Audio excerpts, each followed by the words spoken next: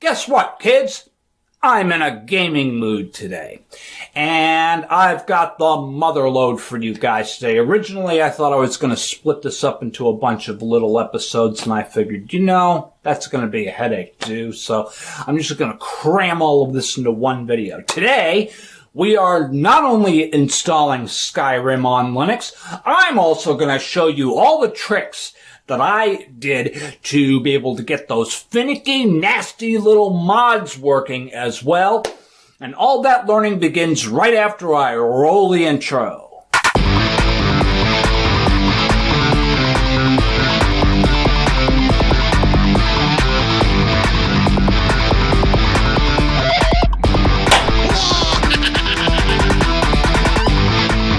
Okay, let's begin.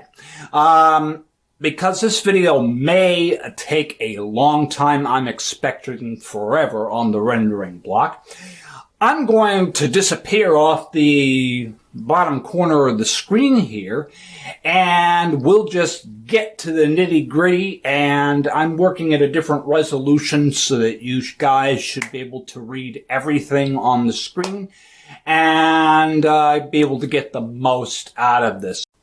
All right. I know it's been a long time since I put up a video. Hopefully I'm back in the game.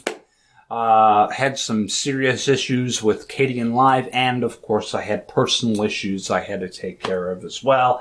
And that kind of pulled me away from the singing. But hey, I'm back. Glad to be back. Glad to see all of you.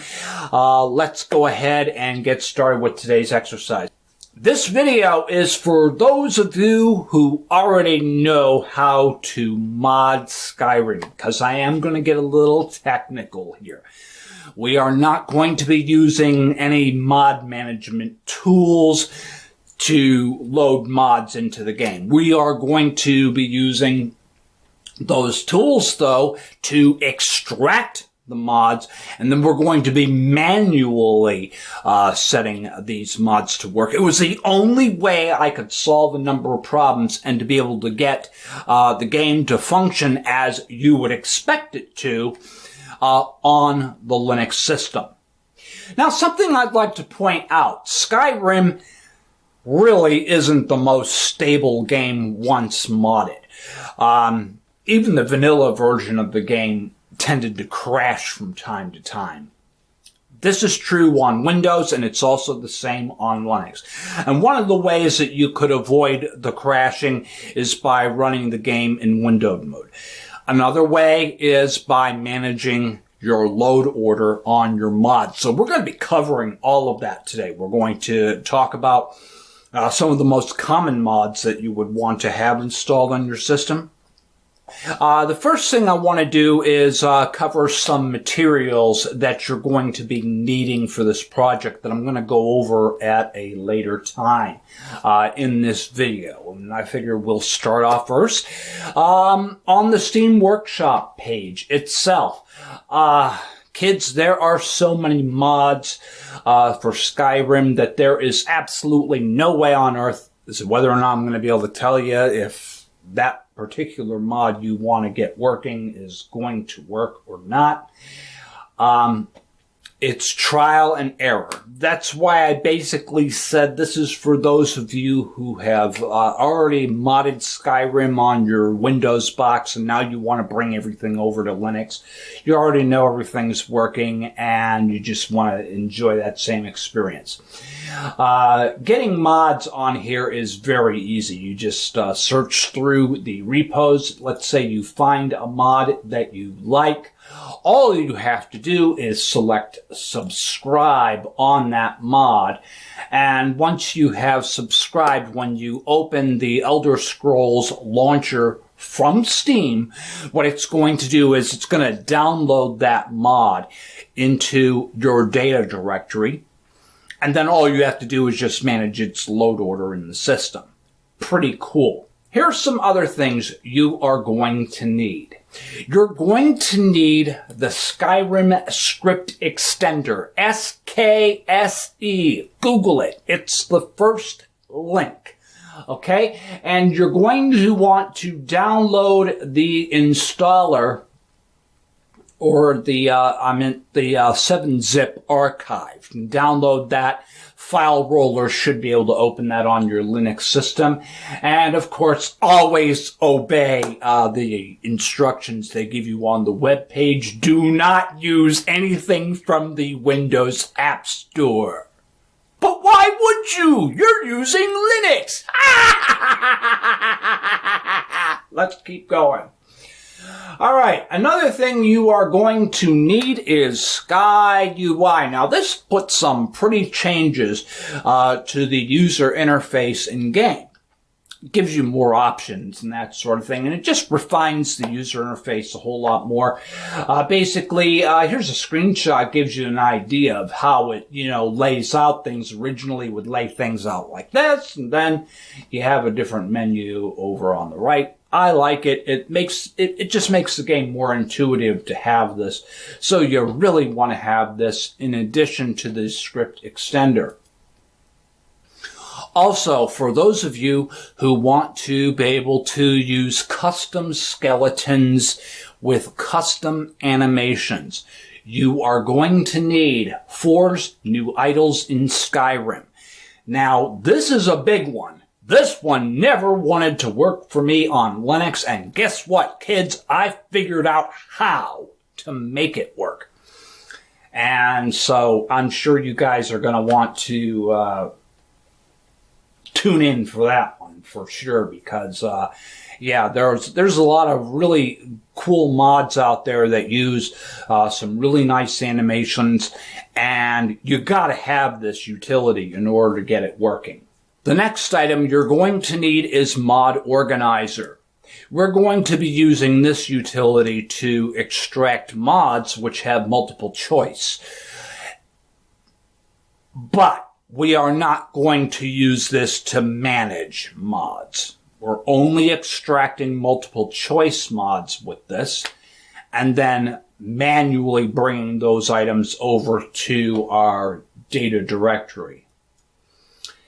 Then, of course, we have this website, The Lover's Lab. Unfortunately, I am not covering any material from that.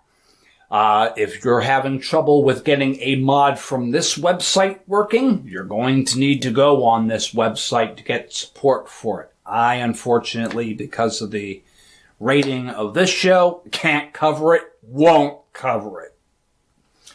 All right, and then we're going to need Loot. Loot will allow you to manage the load order of all of your modifications.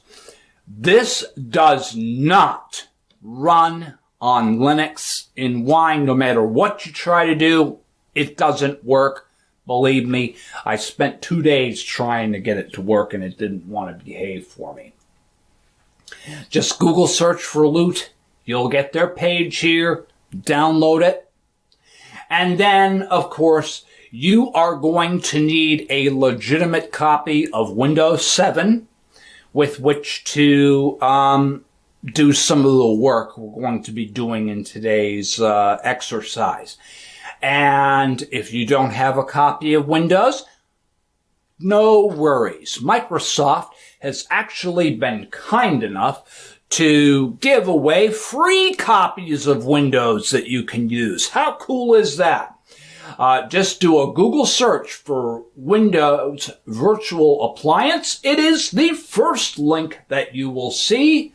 It will take you to this page, and it'll, of course, it will detect that you are using Linux.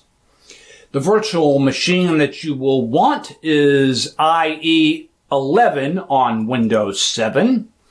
It says to select the platform, choose VirtualBox, and download the zip file. Very simple, very easy, and then you can use the OVA file in this zip file to be able to use an enterprise copy of Windows 7 on your machine, and it's good for 90 days. And what's really cool is they make a recommendation. Please note that these machines expire after 90 days. Recommend setting a snapshot when you first install the virtual machine, which you can roll back to that day when you installed it. So basically, they're saying you have their permission to run it as long as you want to. How cool is that? So thank you, Microsoft, for making that available to us. All right, the first thing we're going to do in today's exercise is we are going to use Play on Linux. I have several videos covering Play on Linux on my channel, so if you need more information on how to install it, please refer to one of my other Wine videos because it gives you the instructions you need for getting this handy little gem. The reason we're using Play on Linux is because it allows you to manage multiple versions of Wine on your computer. This is great in terms of avoiding regressions, which can often occur, say, let's say you're using Ubuntu and they send you an update to Wine, and then a program that you had running in Wine is no longer working. We call that a regression. This prevents that from happening because you have a set version of Wine running, and it'll stay that way unless you change it. So, we're going to use a handy little install script. You're going to see on the upper right corner of the screen, it says Wine version 194. That's what I'm currently running Skyrim in. But believe it or not, I actually used a Play on Linux install script to get the game installed and running before switching it over to Wine 194. I'll show you how I did that. Let's go ahead and just go ahead and search for Skyrim. Here it is. Press install. And you're going to notice here there's an information button which opens up a web page.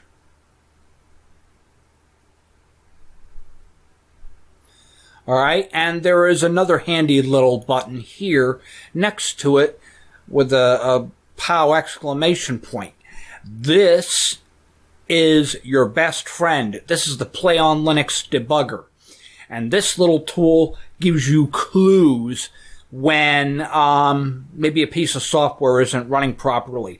I'll cover this in greater detail later, but I recommend that you get used to using this because sometimes errors may pop up, and by searching an error or reading into what these errors are may give you clues if a piece of software isn't working right. So I recommend you make this handy.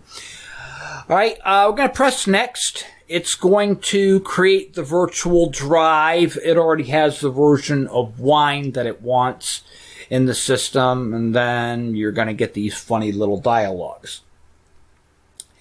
As we go through this, it's going to ask you how you want to install it, and the only legitimate way I know of to get a copy of Skyrim is to buy your copy from Valve, Steam. And so anybody who's using pirated software, guess what? I'm not going to give you support for it on this channel, buddy. Move on. This is for people who legitimately own the game. So we're not going to use a DVD-ROM. We're going to use the Steam Store version. Press Next. It's going to download the installer and then run it. Alright, let's go through the motions and install this. I accept the agreement, and I'm at least 13 years old. Alright, C program files, Steam, that's fine.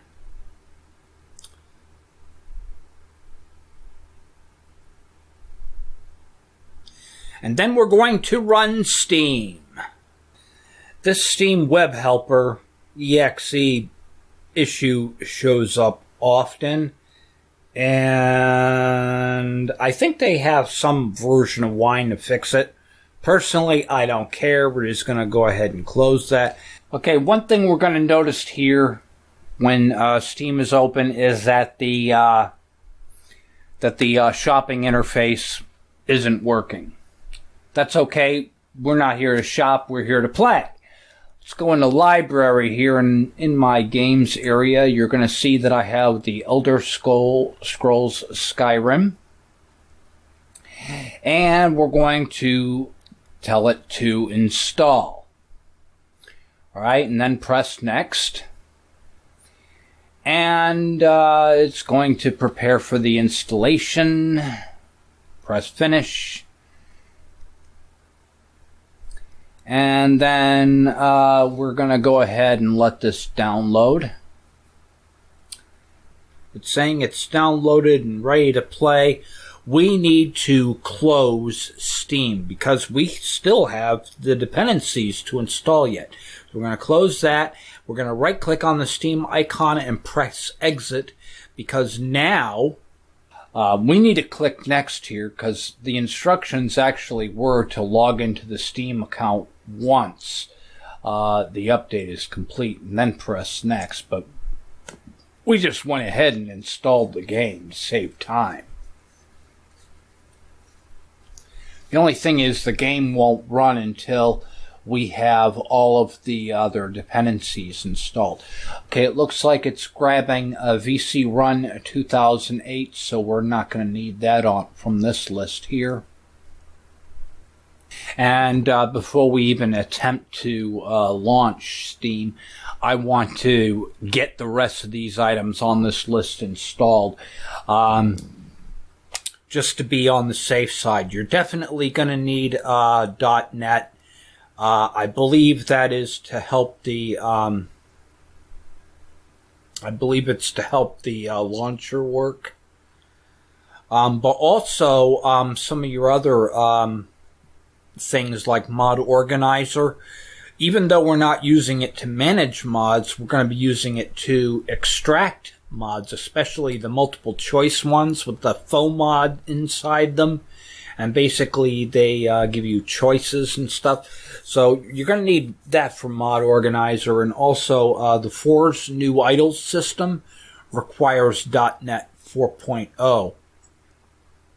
And that, for the life of me, I could never get working right. And then I figured out the secret. By managing these mods manually, I was able to get it to work. And you'll see that when we get to that. Alright, that took a little bit longer than I thought, but we were successful with the install. It's telling me my video card does not have enough memory. Nonsense, of course it does. I'm going to press next here.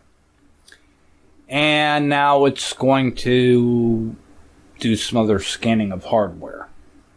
Alright, now let's go ahead and press configure here. And where it says Skyrim, we're actually going to get rid of this link. So we're going to just select to remove. With the Elder Scrolls Skyrim, we're going to select to remove that.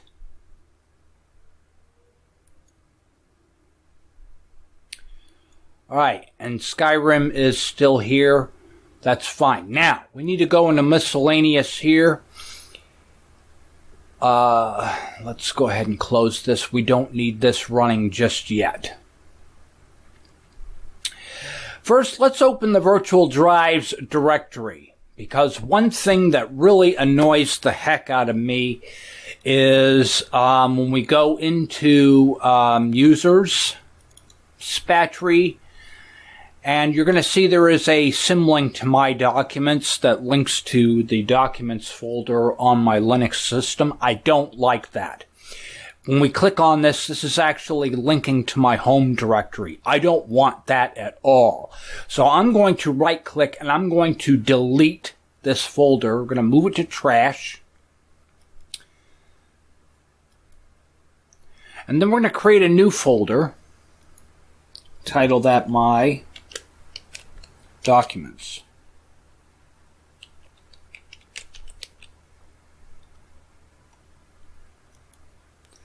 And that will keep everything self-contained. This Steam web helper, that continuously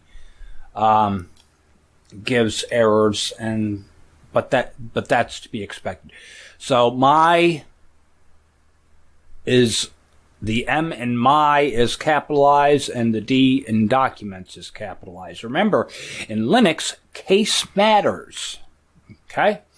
So, and we're going to get into that once we start manually installing mods. I'm going to show you a little trick that I discovered that helps things out in that regard. And we'll get to that shortly. First, I wanted to make sure that we have this set up correctly. All right, and then we can go ahead and close this now because we've navigated to that drive. We're going to do more in that folder later. But first, I want to make sure we install components. Let's double check and make sure that these are installed. Microsoft Core Fonts needs to be installed. D3DX10. D3DX9. I'm going to go down to Tahoma next. All right, and then we're going to get exact because I didn't see the installer for that one pop up.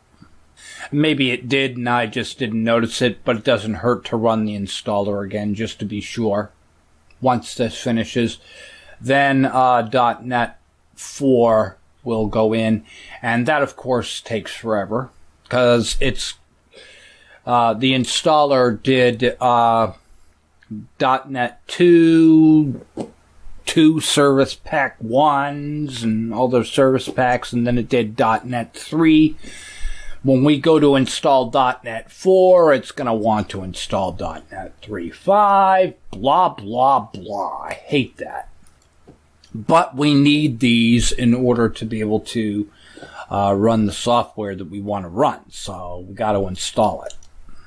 Well, surprise, surprise, that took less time than I thought that it would.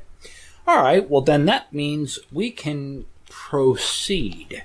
And let's go into miscellaneous. We'll open the drive's virtual directory, drive C. Let's go into program files, Steam, Steam apps, common, Skyrim folder here. And we're going to put mod organizer in here because we're going to be using that.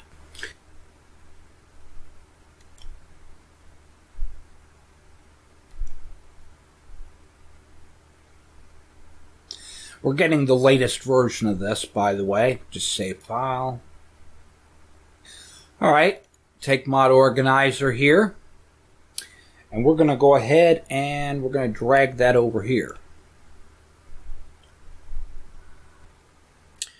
All right, we can close this. We don't need that anymore. And now we have mod organizer ready to use. And we'll get to that in a moment. I'm going to set up a few other things. I need to point out, yes, some of the things you're going to see here are going to make you go, what are you doing? I know this is a little unconventional here, but everything will make sense as we go along here. Take my word for it, believe me, because this was the only way I could get this working right. And so, yeah. All right, let's go ahead and get some other things in here really quick before we move along with this. There are a couple things first.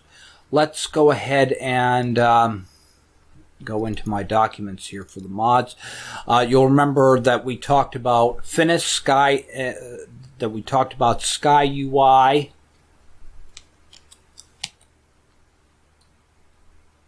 Okay, we needed SKSE.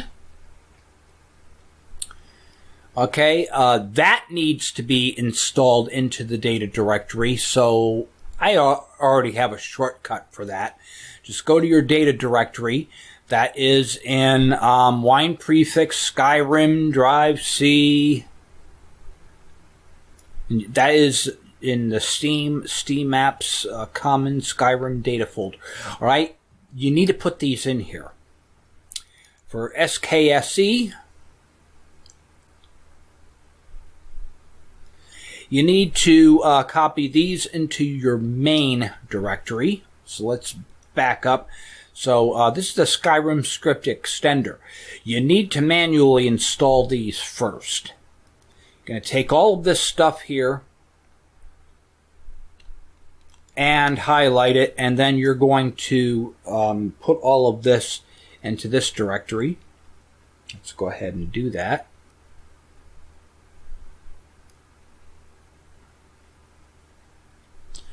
All right, good. We've got all that there. I'm going to go into data now. These source files, I don't know if we really need to copy that, but the stuff from data, we definitely need to have in there. Okay, you're going to need to move the scripts directory in here. Okay, and copy all of that. All right, and then Skyui. This information also needs to be in your data folder. Okay?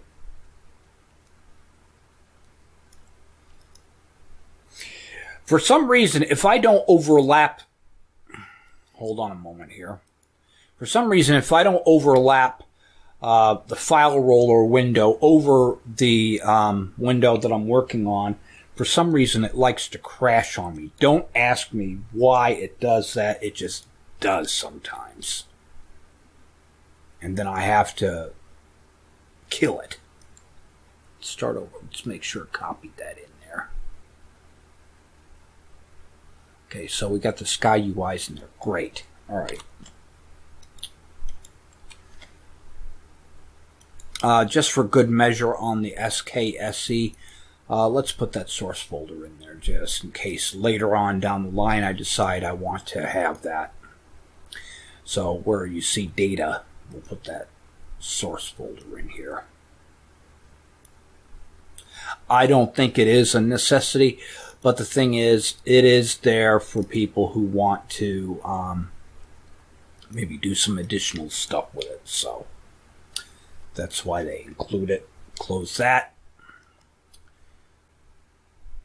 Okay, now that we've got that done, now let's go ahead and go into, I believe, General here. Then we're going to make a new shortcut in the virtual drive with Skyrim selected here. It's highlighted. We're going to add some shortcuts now. First, we're going to select Mod Organizer EXE.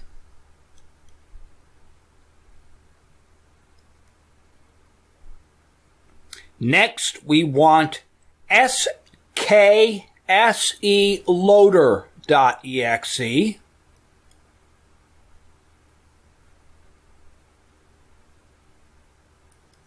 Let's call this Skyrim.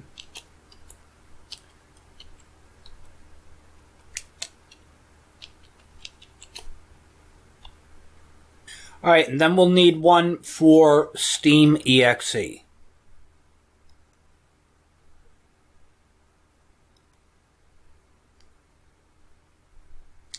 All right, we don't need any more shortcuts at this point, so we can go ahead and just press cancel and be done with this.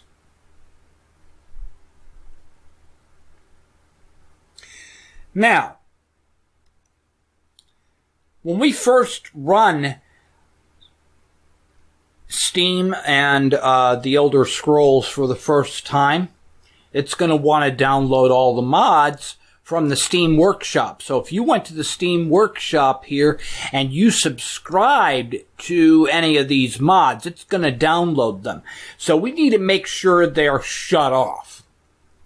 Because when you play this game for the first time, you're going and you create a new game, you're going to need to play your character all the way through till you exit the cave from Helgen into Skyrim before going into Riverwood.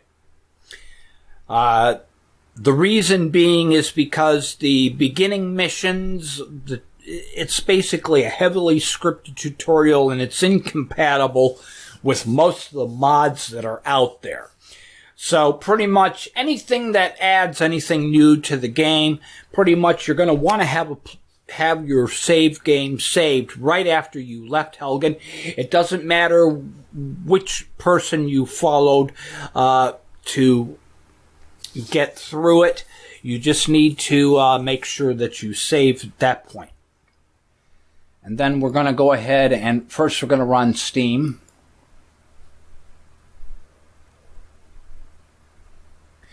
Okay, and when we run Steam, this always happens. Well, guess what? There's a little trick to fix that and prevent it from popping up all this nonsense. With Steam selected, press Configure, and then give it the argument -silent. I believe that is it. And then close this. And then next time it runs, this window won't pop up. We can put that to the test here. Let's go ahead and exit Steam, and we'll try it. So now with Steam selected, we'll go ahead and press Run. And look, Steam is launched, but you didn't get all those pop-up windows. How cool is that? So that's how you solve that issue with all those windows opening. Because in order to run Skyrim with SKSE, you must run Steam first. We can't run Skyrim with the Skyrim script extender yet. Because as I said, we need to play the game first. So let's go ahead and run the Elder Scrolls Skyrim. Alright, it'll now detect your video, blah, blah, blah. Before we do this,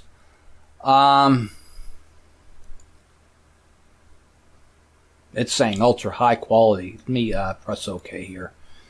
Let me exit this. I forgot to do something here on this machine. We'll configure.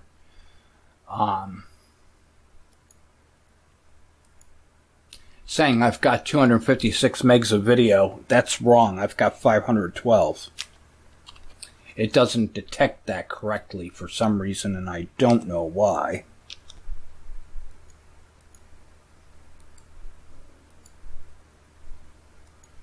Alright, with Steam running, Elder Scrolls Skyrim, you're going to notice down here in the lower right, it's checking 1 through 4. Okay? When we go into data files here in a moment, first it's, checking out the items that I grabbed. Alright? Then you're going to see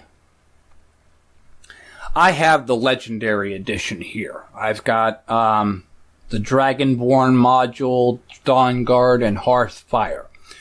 Alright?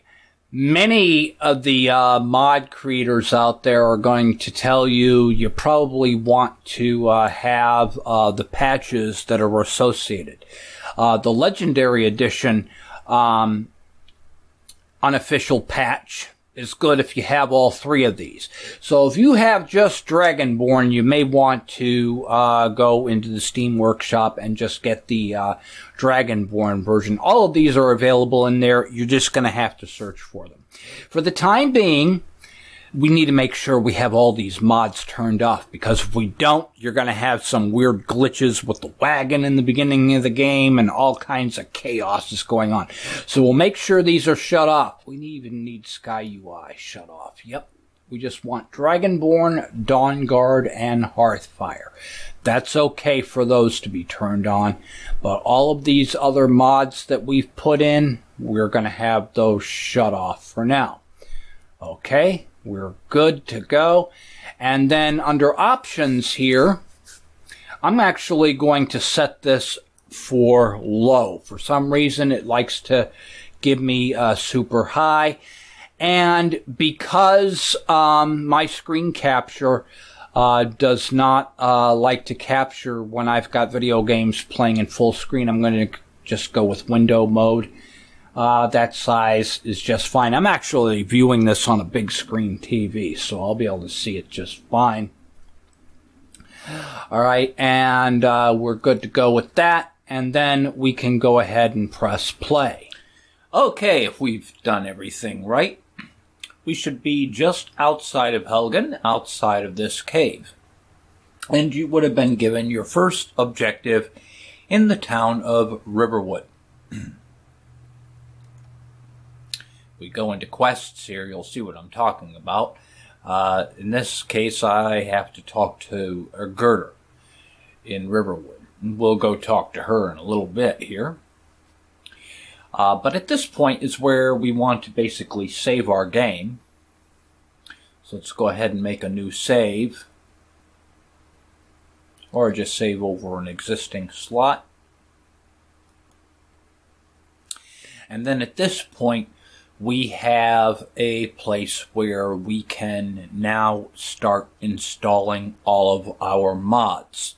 Okay, and this means, next time we run the launcher, we'll be able to put a check mark next to all of those mods that we did not activate, and then we'll be able to use them. So any mods where you wanted to, let's say, have a better looking character choices, hair choices, that sort of thing, you can run show race menu and fix all that. Essentially, we just got past the tutorial part that's heavily scripted and is very much incompatible with other games. Alternatively, you could use another life mod and use that. And that's great for those of you who don't want to follow the main storyline. You just want to start your own adventure, and Skyrim lets you do that. That's what gives this game such excellent replay value. So let's go ahead and close this. There is a bug in this, and the game crashes whenever I try and close it. So all tabbing out to close, you're going to have to... And there is also another bug I want to mention. Sometimes when you push the W key or another key like that, your character will get stuck running, and there's nothing that you can do to fix that. Well, there is a fix. Let's open a new tab here. I have a command for you. What we're going to do is run xset-r. And what this does is it prevents sticky keys from happening. So, for instance, when I hold down the space bar, you'll notice that the cursor only moves once. If I were to just go xset R, to turn it back on again, I press the space bar. Notice how the cursor's moving now? All right, so this prevents a bug in the game. It's always good if you're going to play Skyrim in full screen to run that xset-r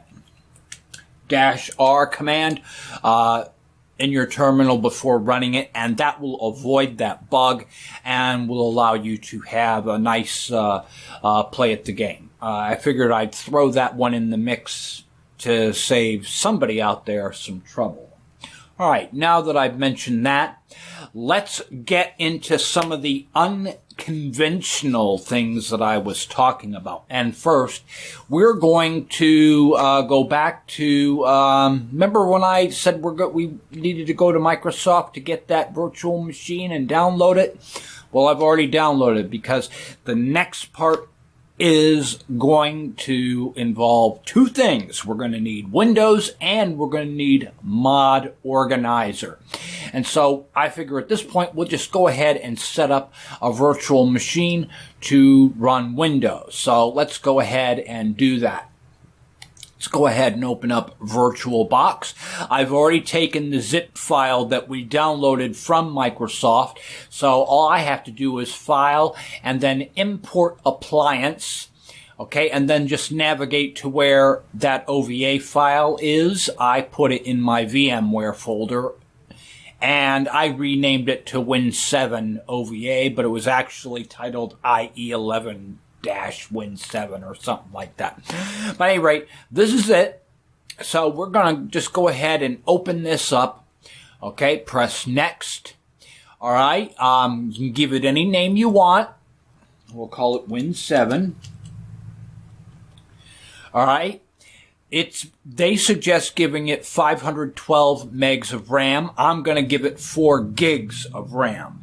So let me go ahead and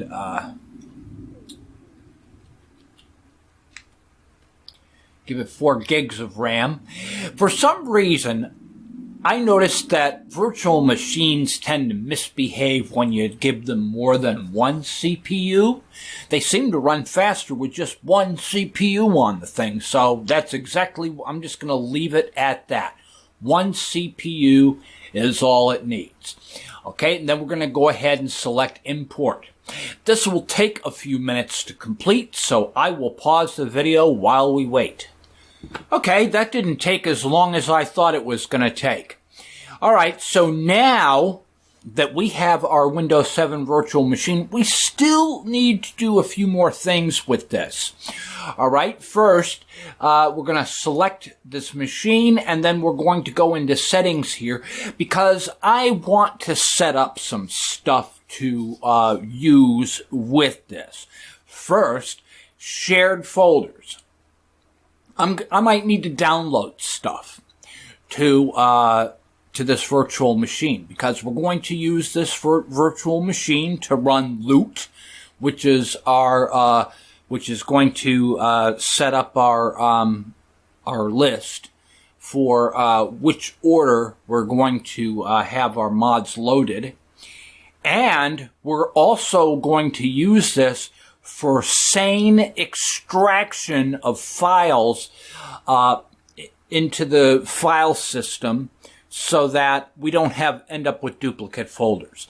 Because remember, in Linux, file folders, let me give you an example. Let's just go into downloads here. I'm going to create a new folder.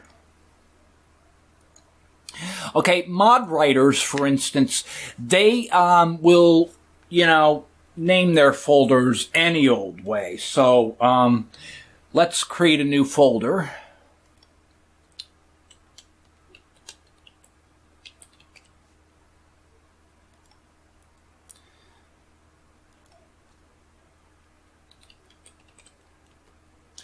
Okay, you'll see here that we've got that these two are not the same.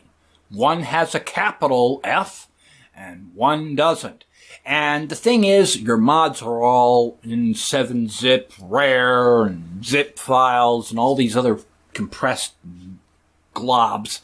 Okay, and inside them, the folders have their own spelling convention, be it maybe the mod developer decided to capitalize all their folders, and then the next one, you have the mod developer did all their folders in lowercase. You try and copy all this stuff in your Linux file system, you're going to have a mess, and you're going to get errors in Skyrim. Take my word for it, it's nuts. So I came up with this method that I'm about to show you to simplify this. And yes, it does take a little extra time because you're transferring all this stuff to Windows and then back to Linux again. But the thing is, in the amount of time it's going to take you to manually look 8, 9, 10 directories deep and check the spelling of folders and everything, this is going to save you some time using this method. So that's why I'm showing you what I'm going to show you. Let's go ahead and move this to the trash here and empty the trash can. And then let's go ahead and set up our shared folder. So what we're going to do here is we're going to add a folder. And the first folder path I want is my downloads because later on when we use loot, if it's unable to get the master list, I'm going to show you how to get it from Git and then manually put it into loot so that it has that. So we want it to have access to downloads. Also, I can just access files from my hard drive and just put them in downloads so that I can give them to the virtual machine. So I want the downloads folder. We're going to give it auto mount. I'm not going to make it read-only because I might want to transfer stuff over there. So that's okay for that one. And then I want another one. Okay, and this path is going to go to my Skyrim folder. Actually, I want this to point to program files and Steam. there's a reason for this. So we're going to tell that to auto mount as well. So we've got downloads, and then we've got our directory path to Steam. Because when we use loops, we're going to have it read the directory structure of our installed game on our Linux drive, and it's going to give us the correct order when we go to take care of all that. You'll see as we go along here. So we got that taken care of. And let me just quick double check and make sure I'm not even going to mess with any of this stuff, 3D acceleration or any of that fancy glitz. So we got our virtual machine set up how we want it, and we'll be ready to launch that in a moment. But first, before we do that, let's go ahead and work with our mods now. We got our virtual machine ready. Now we need to get all of our mods ready. So let's open up Play on Linux here, and let's go ahead and run Mod Organizer. It's automatically detected where we have the game installed, so we'll go ahead and click on that. Okay. Do you want to show a tutorial of its basic features? No. But if you want to see the tutorial, that's fine. I've used Mod Organizer enough times that I really don't worry about that. Do we want it to handle these and associate it? No. Because remember, we are not using Mod Organizer to organize our mods. There's a method to our madness here, and let me show you what that is. You see, when I made a shortcut to my Skyrim folder and put that on my file manager. That's up to you to do something like that. Just makes it easier. But let me show you something here. Whenever you install a mod in the Mod Organizer, what it does is it puts it in a new folder in this directory. Okay? And then you can copy that information somewhere else to use. So this is very, very handy in the future. And you also have an overwrite directory as well. And we're going to be using that as well once we do FNIS. And FNIS will be the last thing we do before we activate all of our mods and then run our so these two folders here are very important, mods and overwrite. We're going to keep an eye on those. But basically, all we're just using this for is just to extract our mods so that we can use them. So let's go ahead and do that real quick. I'm going to just tell it to go to Spatry, Documents, Mods. Okay? All right? And you're going to notice I have a funny way of naming some of these mods. Okay? That's because I have an understanding of what these mods do. For instance, this is saying I need to add this after fine face textures last. Okay, so let's say you're using a mod that's going to change the skin of your characters in the game world. You want to make sure any texture mods that are going to overwrite other mods, okay, are going to be added last. Remember, we're doing all of this manually, unlike Mod Organizer here where you can just organize where they're going to load.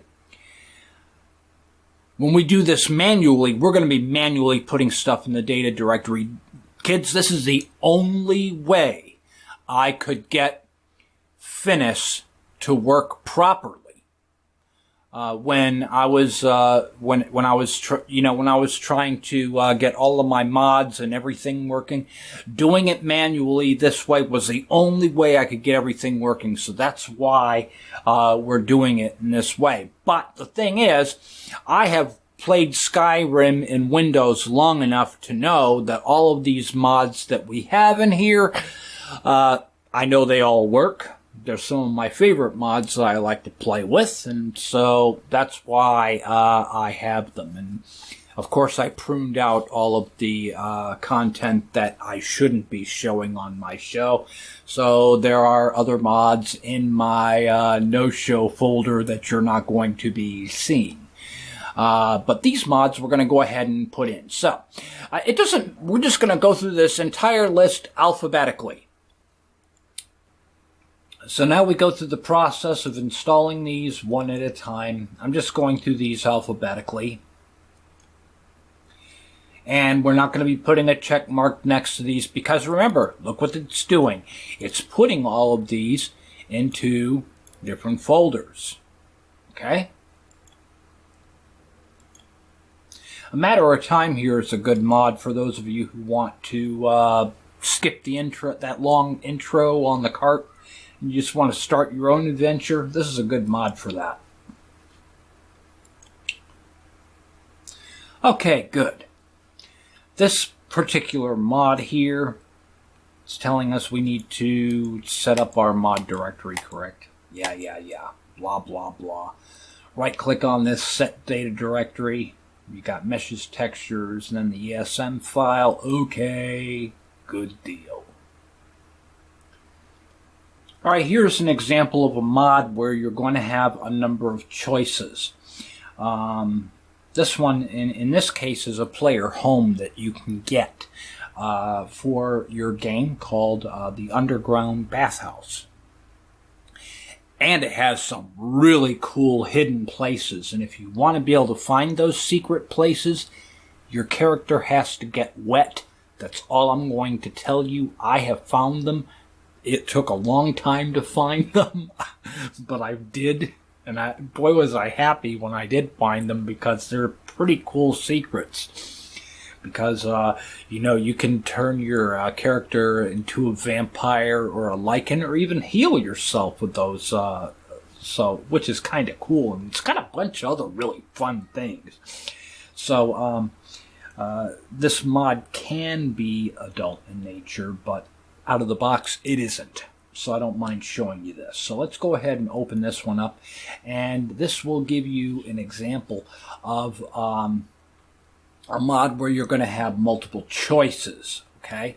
So when you basically choose the mod that you want. I want the wooden version. Okay? What type of NPCs? I want unique standalone NPCs. Okay? Want to be able to maybe invite NPCs. Okay, optional cell files. They recommend having the dark area as a separate cell. I'll leave everything else. And then install that mod. Okay, and now it's going to copy all of those things.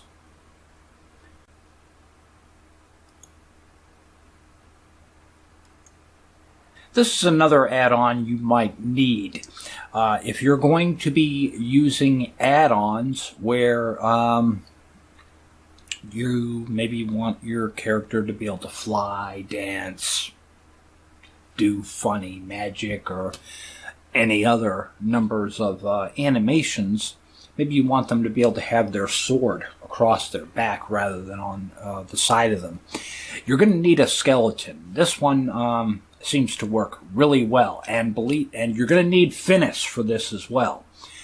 And yeah, I like the skeleton, the XP32 Maximum Skeleton Extended. I like this one, so I use this. So we're going to press next. Basically, choose the option you want. I'm just going to use the regular HTT skeleton rig map. Leave that as default. Let me see here. If you want to have any of these compatibility options, make sure you read through them and you know what it is that you want. Okay, and you'll see in here, now we have a folder with all those options. Okay? Now, for the fun part. Now that we've got all of these mods, we haven't technically installed them, really, because we don't have a check mark. This isn't managing our game. We're going to go ahead and close this now. And we can close our debugger here. All right, let's go ahead and launch Windows. because now we're going to take all of the data from the mods folder and we're going to copy them into a sane directory in Windows to prevent having multiple directories, because it is so easy to do, and especially if you're dealing with a lot of mods. And for me, I have like 60 mods that I'm using in Skyrim all at one time, and most of the mods I couldn't show you on here, but I've got so many mods, and trying to copy all these files over, it's insane. So let's go ahead here and let's go ahead and start this machine with a normal start. All right, I gave my Windows virtual machine a classic look and feel here. What we need to do here is we need to go ahead and run the command prompt as an administrator and enter this message that we see here on the screen, so that we have our Windows legitimately activated. Okay, and then the pop-up tells us we have 90 days and that we are successfully activated. And you can run this SLMGR rearm. You can have up to 5 times to rearm it to get an additional extension of this period of time. Personally, I'm not even going to use it this long. I just have it just for this task because I already know I have all of the mods I want to use, and I know I'm not going to add any more to it. So pretty much, yeah. All right, so what I'm going to do here first is I'm going to go to my computer, and I'm going to go ahead and I'm going to go to my Steam directory here. I'm going to go to Steam Apps, Common, and Skyrim. I'm going to right click and first I'm going to open this. Okay, we have some folders here already. I'm going to go ahead and create a new folder here. I'll call it data.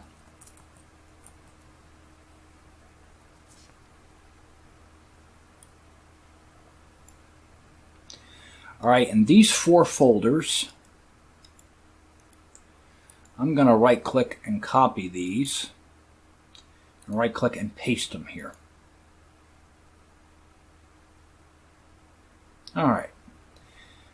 Now that we've done that, we're going to move to our mod organizer folder. We are going to go into the mods folder.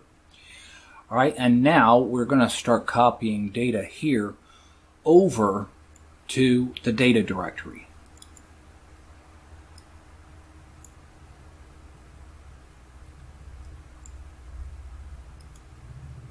And one thing I like to do is I like to keep, I've named all of my folders so that I basically have an idea of what is going to overwrite what. So these fine face textures that says last, that might go over this one here. We've got fine face textures for men, which make the male characters in the game have a better appearance. And I happen to know that this one is actually going to just overwrite the skin map itself, but not the textures. So you need to know what is overwriting what. So think of that when you're copying these over. We're using this method, as I stated, because Linux, when you're trying to copy this information to your data folder in Linux, it's not going to copy it in the same way. You're going to end up with 2 scripts folders, 2 strings folders. That sort of thing, because the capitalization is wrong, and that causes a world of headaches. So this is why we are, doing it this way. Readmes and metadata, I'm not copying over. All right, and I know most mods actually has the textures folder in lowercase letters. Okay, once we have copied our mods, we've got a new data folder here.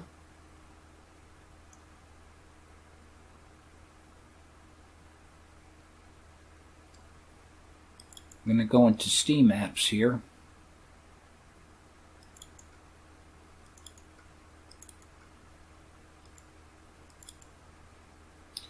All right, now we're going to move all this data to our actual data folder on the hard drive. Right click and we're going to cut that. Right click and paste it.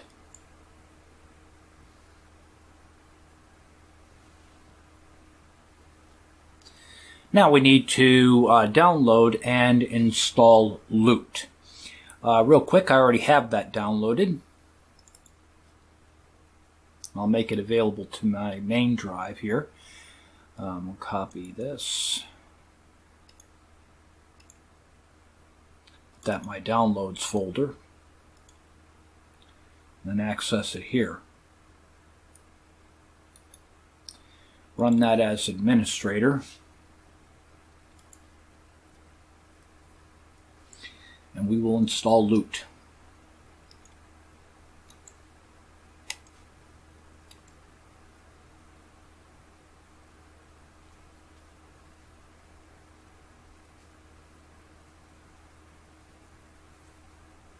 We're not going to launch Loot just yet because it needs to know where Skyrim is installed, or it's not going to give us a proper load order with which to work from. The only way to do that is to actually run it from the Steam drive. So let's do that. Okay, we've got that as a networked drive. We will remember why I did it this way, so that we'd have Steam exe. Do not set this as a virtual, like f/program file/Steam. It won't work. Take my word for it. This is why I chose the Steam directory, where Steam is the root folder on Steam exe is in the root folder of drive F. It just makes things easier in the long run. Right-click this and run this as administrator in Windows, your Windows 7 virtual machine. It will attempt to run. Verify the installation and all that stuff, and it'll log in. And of course, as predicted, it wanted to verify blah, blah, blah, blah, blah, but it protects you and that sort of thing. Yeah, happy, happy, joy, joy. All right, the next thing we want to try to do before even attempting to run Loot is we want to tell it to try and run the Elder Scrolls Skyrim. It's not going to run. Just attempting to run it is enough. All right, once you have this window installing Microsoft DirectX, just exit out. Loot now has all the information it needs to run because now it's in your registry. So that's all you need for Windows 7. So now we can just go ahead and run Loot.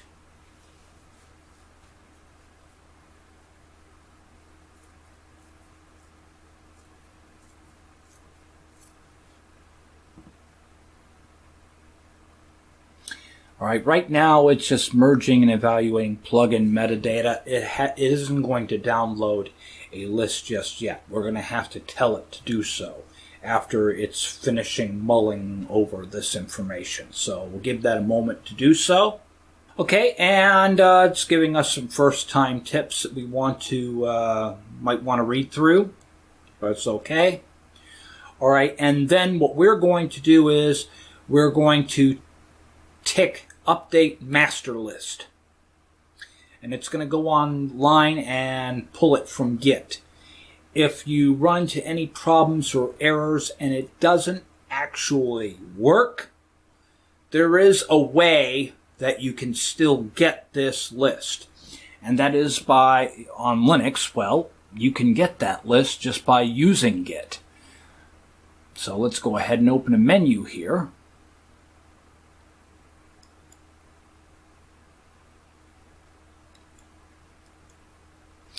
All right, and this would be the command for it.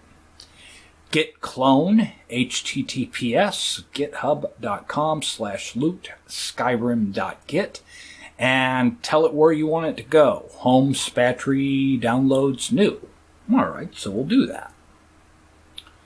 Okay, and it's cloning from Git all the files that we need, and then we can manually load this information in if there is an error. We'll give this a chance to work properly, but in the event it were to fail, you could take and copy these files from Git. You're basically needing the masterlist.yaml. There's also some hidden files in here as well. You could just copy this whole directory if you wanted to. That would go into computer. I believe it's local disk C. Users, IE user, application data, I believe it's local, loot, Skyrim. All right, and look there. So it did work. It downloaded the master list YAML. It is there because it did grab it from Git. But the thing is, if it were to fail, this is where it would go. So you know that information now. All right, good deal. All right, and now, once you have set up your master list, then it is time to actually sort your plugins. So we're pressing the sort button. It's saying no master list update was necessary. That's, well, because we already updated it. And now it is reading through the master list. It's looking at the items that I have installed, and then it's going to give me an order with which to sort everything in our manual load order. Once that has completed, we'll press apply. We'll then copy the load order on this thing. I'm going to open up Notepad.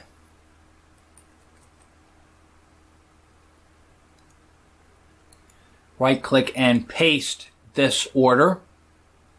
File, save as. I'm going to put this in drive E as load.txt. Save it. All right, I'm going to close this. And then we're going to shut down the virtual machine. Right-click on Steam and let's run the Elder Scrolls Skyrim. Okay, and then we're going to select data files. Let's go ahead and position this somewhere where we can work with it. All right, and then we'll move this where we can work with it. Now, what we need to do is to make this list on the right look like what's on the left. All right, so we need a Dawnguard first, then Hearthfire. Dragonborn is next.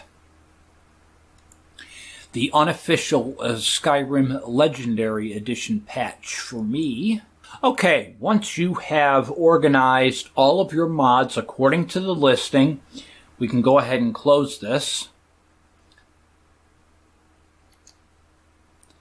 All right, we'll make sure that all of these are in there and they're all good, so we're cool with that. We'll close that. We're going to exit this. Now, what we're going to do is we're going to use Mod Organizer again because we're going to install FNIS. This is the last thing that we do, but this is something you're going to have to run every time you install a new mod that adds new animations to the game. You're going to need to run this mod. And real quickly here, I'm going to go in this mods folder here and I'm going to delete all these folders real quick.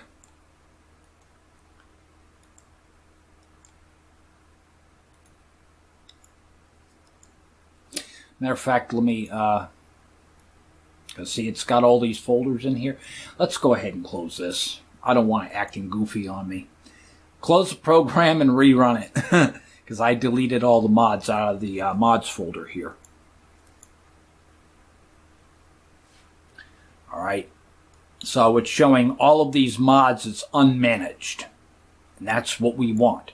We're going to install a new mod, and this time we're going to tell it we want to install FNIS behavior. Okay, and then of course choose the data directory. Okay. Whoops, right click on it and select set data directory. We've got meshes, scripts, tools, and FNIS ESP. Oops, and we should have put FNIS ESP in our mod order. That's okay, we can just, run loot again and it'll tell us where to put it. That's not a problem. All right, so now that we have that installed, we're going to check this. We're going to go to Data in the Tools directory here. Generate FNIS for users. Move this over so you can see that. See that? Generate FNIS for users exe. We're going to right click on that and select Open or Add as Executable. Okay? And now it is here in our list. Okay? And now we want to run this.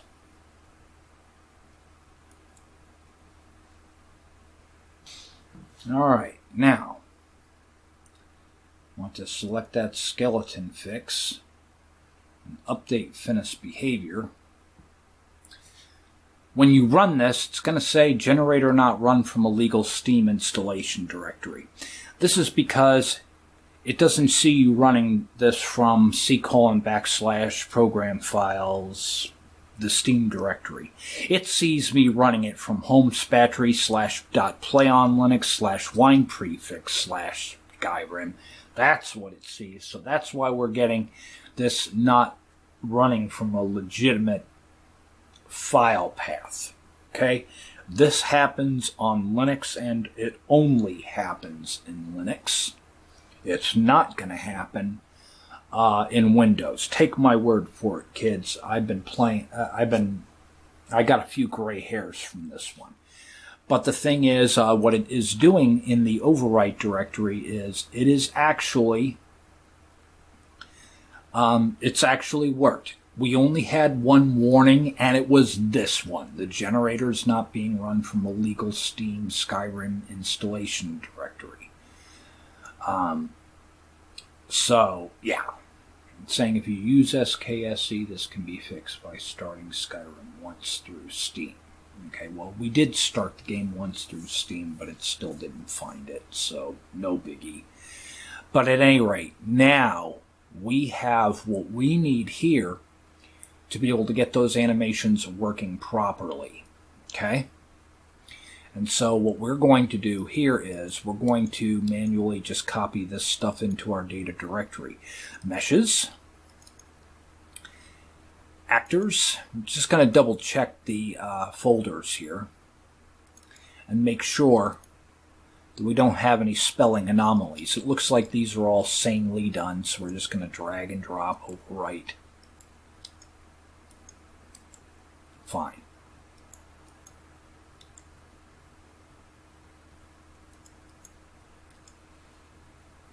Scripts.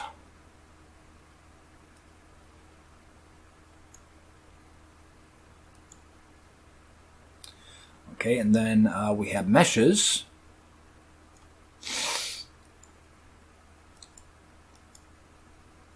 And then we have tools.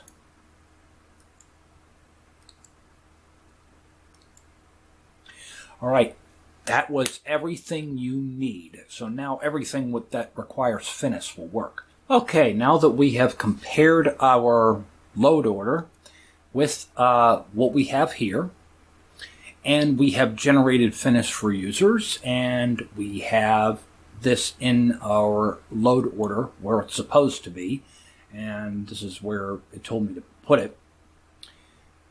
Select OK here. All right, we know that everything is set up just the way we were supposed to have that. We can exit here. We're done with this. The menu, we've already got our plugins and our load order organized, so now we can run the Skyrim script we can run Skyrim with the Skyrim script extender. Skyrim SKSE. And now we're going to have all of our plugins and add-ons loaded with this, and everything will work. All right, so let's go ahead and load our game.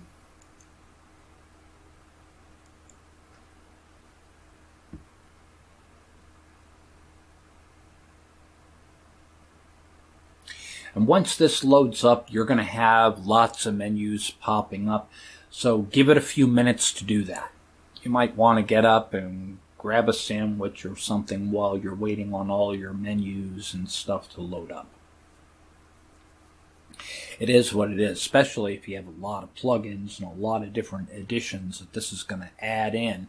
And then you're going to want to go into the MCM menus and configure a lot of this stuff. Because there are so many different types of mods and that sort of thing, I can't even begin to cover that.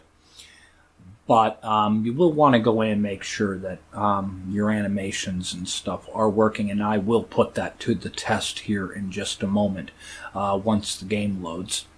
All right, and we have some stuff loading in here. Now, playback on this is a little bit choppy. And that's to be expected in window mode. Normally I do this in full screen, but the thing is my screen capture just doesn't get it in full screen mode, so no problem.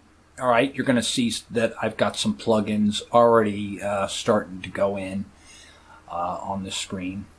So yeah, now I can go in and configure all this stuff if I want to. I got the sundial and I got other stuff on this, so let's go ahead and press escape here.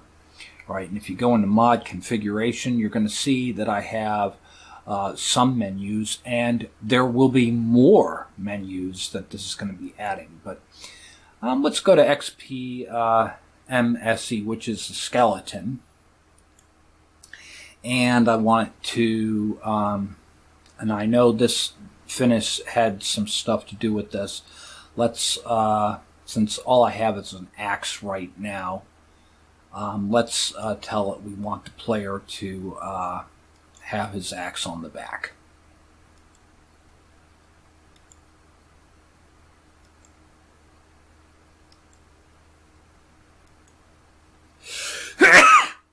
Excuse me.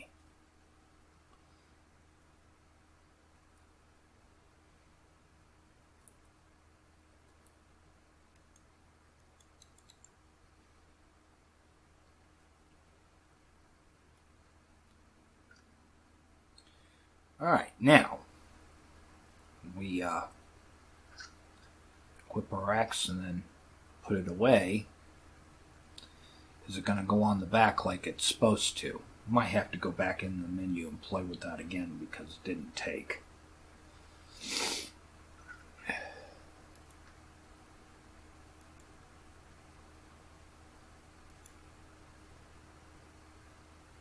Okay, it might just take a few minutes before that works.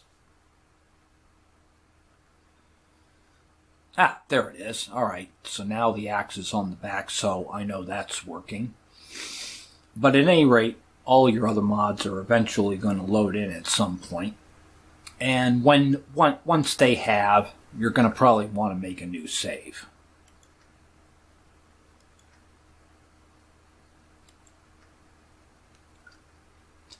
And pretty much that's it. All of your mods should be working. You can, at this point, you know, you might want to open up a console and type in any commands to make sure that any add-ons that you have put in are working. Maybe if you added some additional skins or hair and that sort of thing, maybe you might want to you know, change the appearance of your character. We can see that the new menus are working as compared to what there was before. I'm just going to leave the character like this for now. I just wanted to make sure that it's working. Once I get this in full screen, I'm actually going to mess with this some more. But pretty much that is it. And have fun with Skyrim and have fun with modding this. A lot of trial and error went into this tutorial just to get all of these mods to work right on my system. This drove me nuts for the longest time. My only grief with this is Skyrim crashes just as much on Linux as it does on Windows, so keep that in mind. This is why you want to have a good load order, and you want to make sure that all these mods work before actually installing them. One thing I like to do is I like to back up my data directory before adding a new mod, so if something breaks, I can just copy over the old data directory and everything is fine. That's something you may want to consider. All right, well, I think I've covered enough of this. I've been at this for several hours now. I probably could have easily made several episodes out of this, but I figured I'd do it all in one episode. So a lot of food for thought has been covered here. I hope this helps most of you out who have been trying to get Skyrim running on Linux. I have it running beautifully on my machine. I love it. As a matter of fact, now that I'm done with this one, I actually have a backup using the tools here for the Play on Linux Vault. I can actually, you can actually back up any of your virtual machines here. And I've already done that. If I go into my documents here, I have Skyrim POL app, and that's got all of my plugins and everything ready to go in it. And now that I've done the tutorial, now I can get rid of this one and just load mine back in. And actually, that is what I'm going to do, because that has my actual deal on it. So, well, that's all I have for now. If you have any comments on this, please be sure to visit cupoflinux.com. There's a link in the description where you can discuss this video. In real life, I just don't have time to manage my YouTube channel, so but I will look on cupoflinux.com at your comments there. Thank you very much for watching the video. Great seeing all of you again, and we hope to see you again in the near future. Take care, my friends.